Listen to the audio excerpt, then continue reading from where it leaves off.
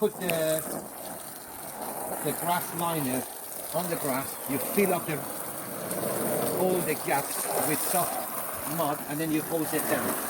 You then make sure all goes inside the gap to fill in, and then it will automatically mold into the shape of the pond. That way you've got a nice and secure surrounding on the pond. Yeah, once your pond is in position, you just mix up your soft sand and cement. It is 3, 2, 1, ready for your laying the bricks. I will show you how we're going to start.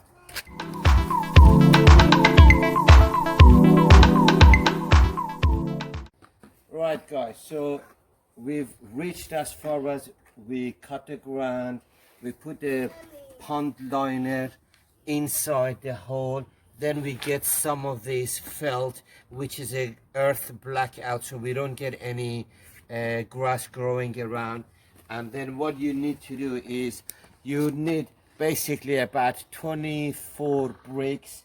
So you start from the bottom layer, you lay 1 course, 2 course, 3 course, 4 course. It doesn't need to be perfect. You don't need to be a bricklayer to do these things. And then once you've done this, you do the same on the other side. You do the same on the other side here. Yeah, but remember, if the width of your slab is 450, you work out to the center of the brickwork so that the slab gonna rest on the brickwork. Then the edges of the brick is going to be exposed for you to later on to fill it up, decorate it. So then what you do is you lay your first slab overlapping your pond, yes.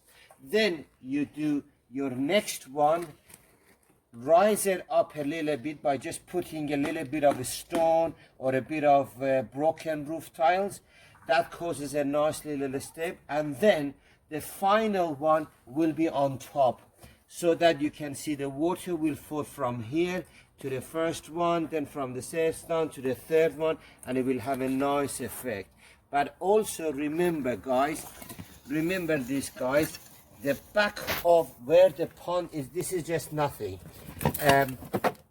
So remember, the pump's gonna be here, and then you just put the hose for the pump to come through here, and then I will show you, I will then show you, then you will bring the hose, you cut a little notch off of the slabs and a bit of here, so you bring the hose up here and you hide it behind the rock somewhere here, and there you've got it. And then I will show you as we make a progress how we're going to finish the edges.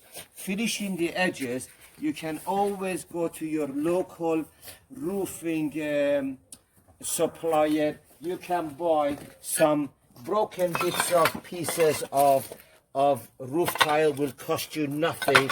They'll be happy to just give it to you. You buy some of these, and then what you can do, you can simply get a hammer and then break them off like this. But I will show you when I do. You can put some sand and cement here. You can nicely decorate them, put some sand and cement, decorate them, give them a bit of the Mediterranean effect like that. And you just put a bit of sand and cement, you place them like that all the way around.